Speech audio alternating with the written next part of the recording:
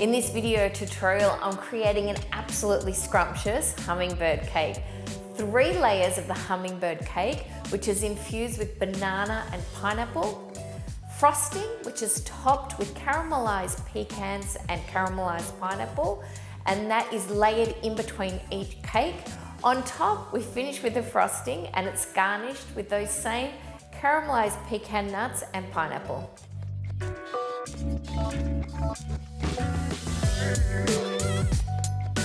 Starting with a hummingbird cake, we have to prepare the cake tins or rings.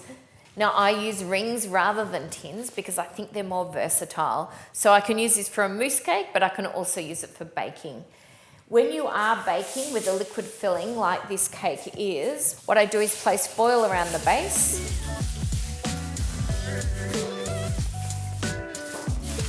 Press it in really nice and tight along the bottom to seal the edge completely. We then place a piece of baking paper inside so it overlaps and a disc of baking paper which fits perfectly into the bottom. You're going to need 3 of these to create the 3 layers for the cake. If you only have 1 tin, you can make the cake as a whole. It will cook for a longer period of time, but same temperature. Freeze it. After you've frozen it, you need to then trim it into 3 equal portions. I find it a little bit cleaner when you're doing a layered cake to avoid crumbs to actually make 3 individual cakes, but if you only got 1 tin, you can just bake 1 whole cake. These are all the ingredients for the hummingbird cake. Take a little bit of the flour and place it on the freshly cut pineapple. You can also use canned pineapple. And I'm going to coat the pineapple just slightly in the flour. That does a couple of things. Helps to stop the pineapple sinking, but also helps to stop the pineapple clumping together in the cake. So it's going to help to separate it. The remaining dry ingredients I'm going to sieve together. So we've got plain or all-purpose flour, ground nutmeg. Things like this, the nutmeg and the cinnamon, you can replace with different spices that you like, or you can leave them out. Bicarb soda, also known as baking soda. The bicarb soda and baking soda is going to give the cake a lift, so as it heats, it's going to release a gas. It also makes the interior of the cake darker, and it will tenderize the cake, so it does make the cake really moist. Have some salt. I'm going to sieve all these ingredients together. This is a great cake on its own if you do want to make it as a whole cake and just do some frosting on top. It's really yummy. Now in the mixing bowl, I'm going to combine eggs, so whole eggs, and 2 different sugars. We've got a white sugar and a brown sugar. If you want to just use one of those sugars, you can take the weight from the other sugar and utilize that and make it all white sugar or all brown sugar. Whip this for 3 to 4 minutes. If you've got a handheld beater, that's fine as well. You're just going to whip it for the same length of time.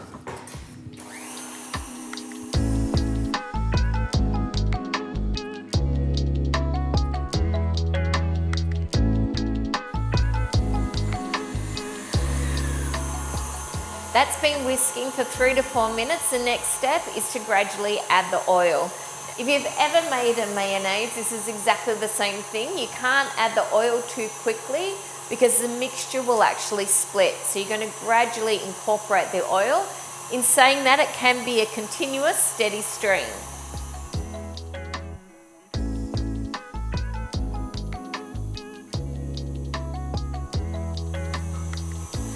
Add in vanilla bean paste.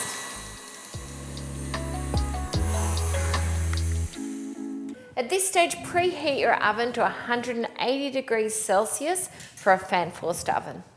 For the first stage, we're going to add in half of the dry ingredients.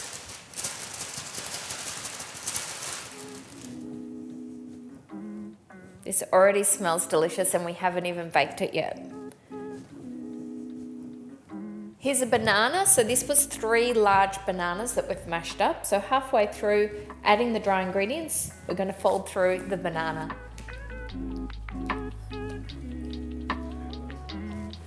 Then we add the remainder of the dry ingredients. Now it's important to keep in mind when you're making a cake, what is your method of aeration, because you don't want the cake to be too heavy or dense. In this particular recipe, we're using two methods. We're using a chemical aerator, which is the baking soda or bicarb soda. The second method we're using is we incorporated air at the start when we whipped the sugar and eggs. So we're using a combination of the two.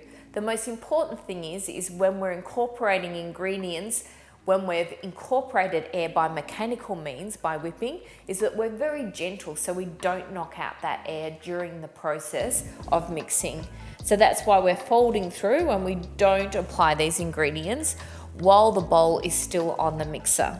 So just gently folding those ingredients through while maintaining as much air as possible.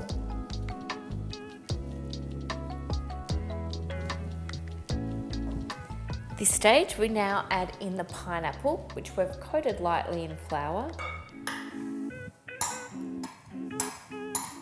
Keep in mind you can use canned pineapple.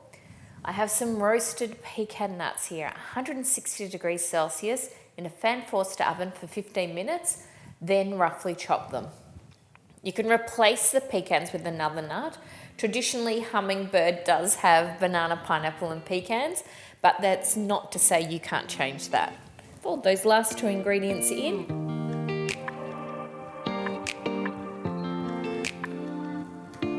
We've got our 3-lined cake rings here, which I didn't mention are greased as well as having the paper lining.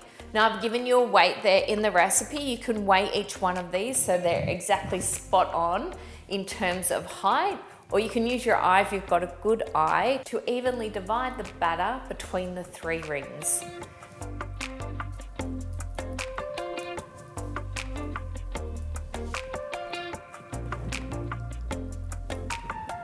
This now goes into the oven for approximately 40 minutes. Now every oven is completely different. How you know when it's cooked is a couple of things. You can tap on the top surface of the cake, and when it's ready, if you gently press down, it will bounce back. The other thing you can do is put a skewer in, and the skewer should come out clean. Cakes are now out of the oven and they've sat at room temperature for 5 minutes. At this stage, we need to put them on a cooling rack, which does a couple of things. It ensures that the cake, as it's cooling, doesn't evaporate moisture, which is contained in the ring, which makes it sweat and get sticky on the outside. The other thing it does by turning it over on a cooling rack, it's going to help to flatten the top of the cake. I have individual cooling racks. I don't have a larger one, so I'll just do one cake at a time. Turning it over, we simply remove the ring. So we're left with that delicious cake cooling without the ring on it. Little sneak peek. You can see it's cooked beautifully and the aroma is amazing. The smell coming off the cakes, they're going to be delicious. So let them cool completely at room temperature, which can take up to 30 to 40 minutes.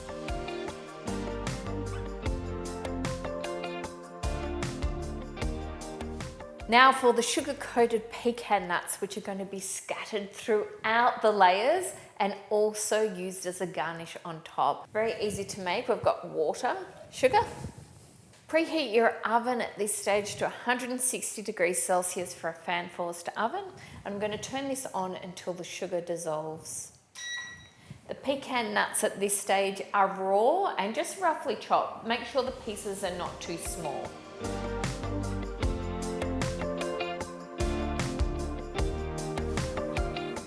Now I'm going to bring that back to a simmer, adding in the pecan nuts. Just ensure that all the nuts are coated, but don't stir it continuously. Just stir it a little bit to ensure all the nuts are submerged, and you're going to let that simmer for 5 minutes. That has been simmering for 5 minutes, so now we strain it to remove any excess syrup.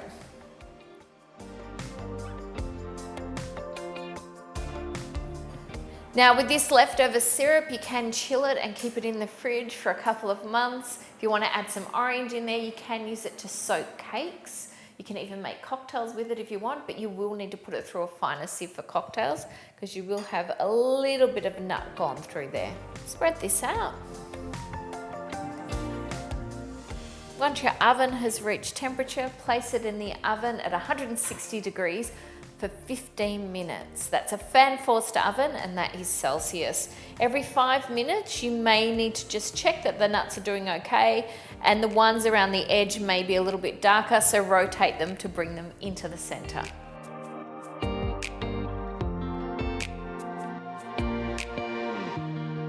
Now, it's a similar process with the pineapple.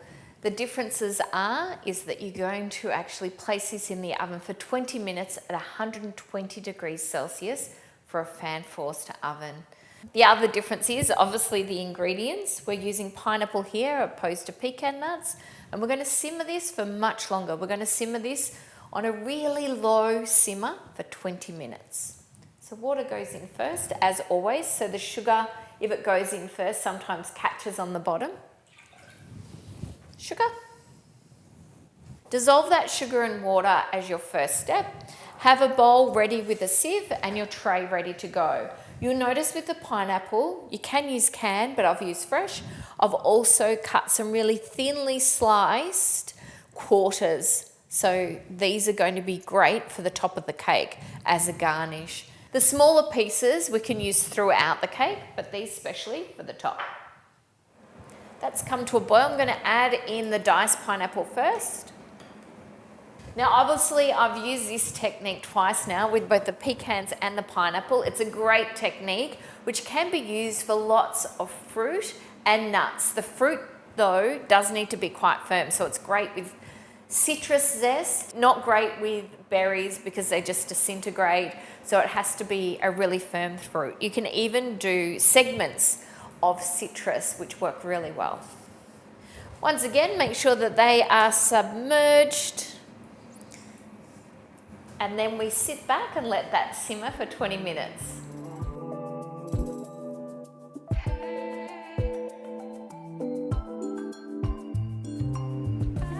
This has been simmering now for 20 minutes.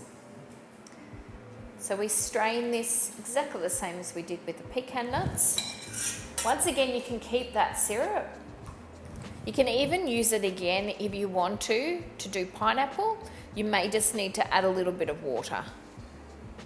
We will spread this out, but when it cools a little bit, take the pieces that we've got for our garnish and place them down flat, so separate them from the cubed pineapple.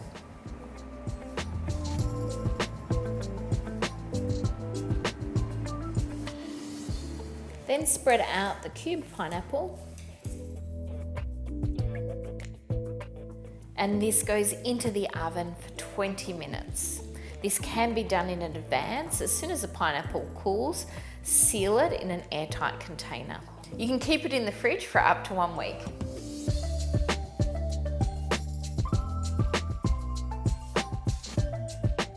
Now for the frosting.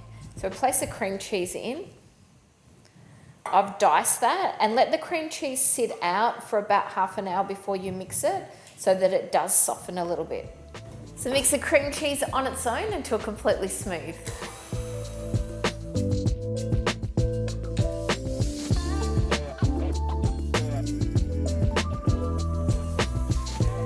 Cream cheese is completely smooth.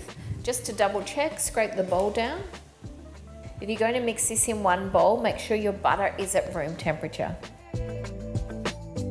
Okay, 2 ways of making the frosting. The way I'm making it, I'd say best practice, but if you've only got one mixing bowl, what you're going to do instead is put the cream cheese on with your butter at room temperature, whip them together, and it must be completely smooth. Then add in your vanilla and lastly your icing sugar. For me, I've got 2 bowls, so I've whipped the cream cheese separately to ensure that it's really smooth. I'm going to now whip the butter and vanilla, slowly add the cream cheese in, and then lastly add the icing sugar. The advantage of doing it this way is I'm just ensuring there's absolutely no lumps, and it's going to be very light and creamy. The other way works really well, you just have to be vigilant for lumps. Unsalted butter. This frosting can be made in advance and re-whipped, so place it in the fridge for a couple of days. Bring it out, you will need to re-whip it. Sometimes when you're working with fats like this, It can separate a little bit, but with a little bit of warmth from the room temperature, it will eventually come together and whip up again. Add in the vanilla bean paste. We're going to whip this till it's smooth.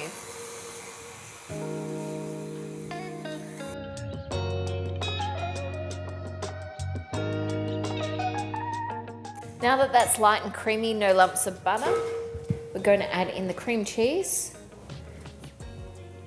At about half at the start.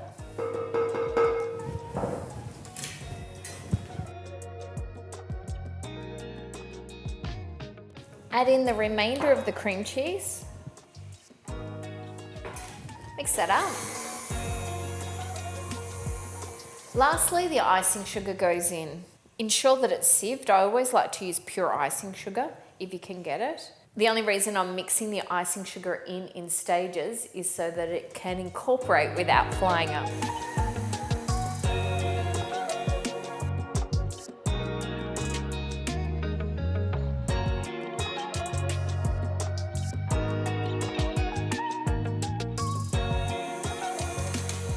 Frosting is done, as easy as that.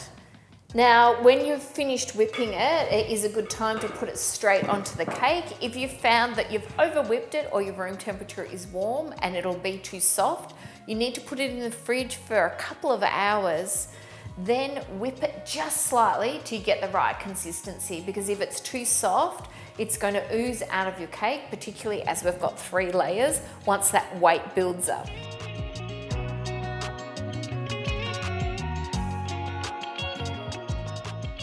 Got everything here for our assembly.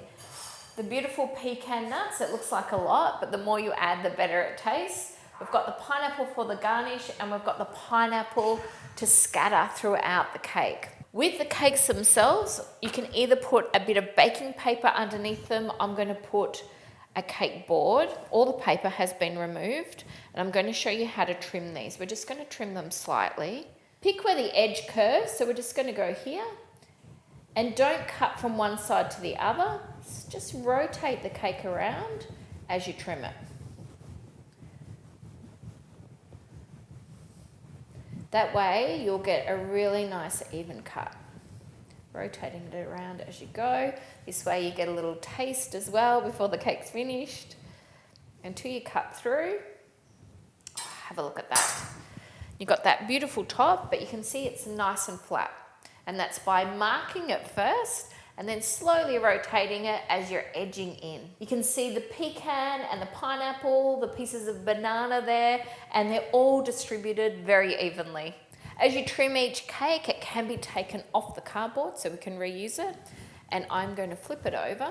So we've got the smooth side up. Then we do the same with the second cake.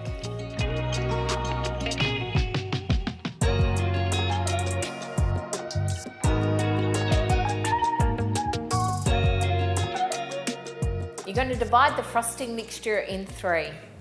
Place the frosting on.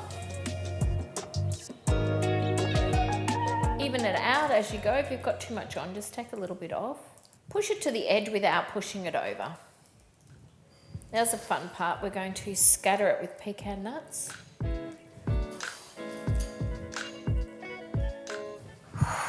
Do the same with the pineapple, which is obviously a little bit more sticky.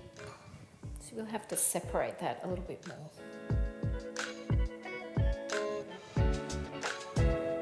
You can see I've been quite generous with how much I've put on. Now this is going to create a lot of flavour and texture in the cake, so this layer is really essential.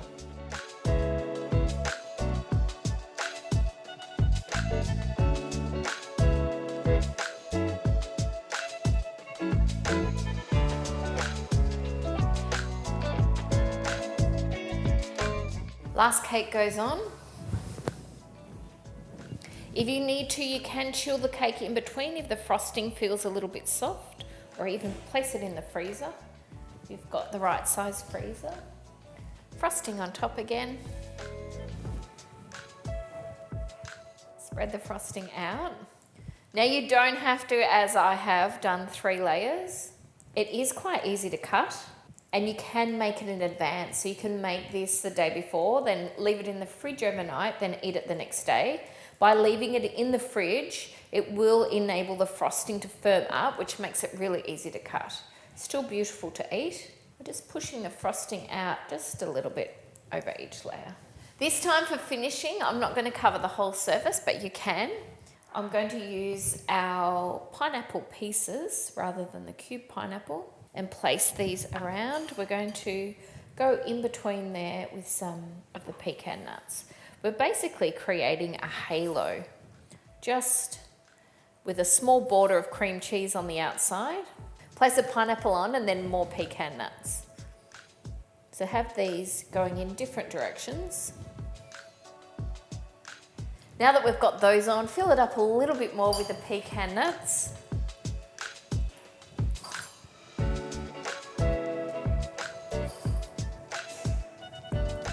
Here is my interpretation of a hummingbird cake.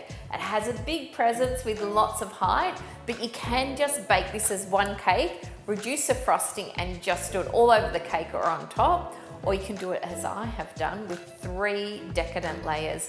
Place it in the fridge before you attempt to cut it so that that frosting can firm up, which makes it really easy to slice. I hope you enjoy the cake.